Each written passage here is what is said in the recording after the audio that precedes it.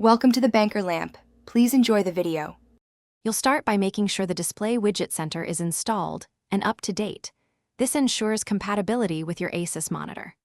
Once done, connect the monitor using the recommended USB-C or DisplayPort cable and enable on-screen control or firmware access in the monitor menu so the software can talk to it.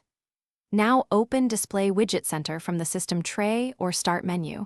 If it asks for permissions, accept them so the app can read settings and apply profiles directly to the hardware.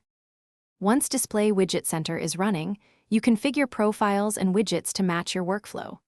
You'll select an existing profile such as sRGB or create a custom one, adjust brightness, contrast, color temperature, and gamma so colors look accurate.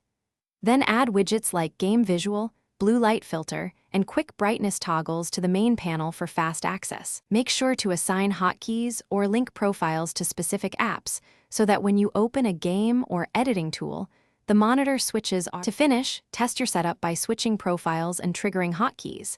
Verify that color, brightness, and widget changes apply immediately and persist after a restart. If a setting doesn't stick, open the monitor's on-screen display and reapply, or save the profile there, because sometimes the hardware needs a confirmation step. If the app stops responding or doesn't detect the monitor, reinstall Display Widget Center, check driver versions, and update your monitor firmware. This usually resolves detection and persistence issues.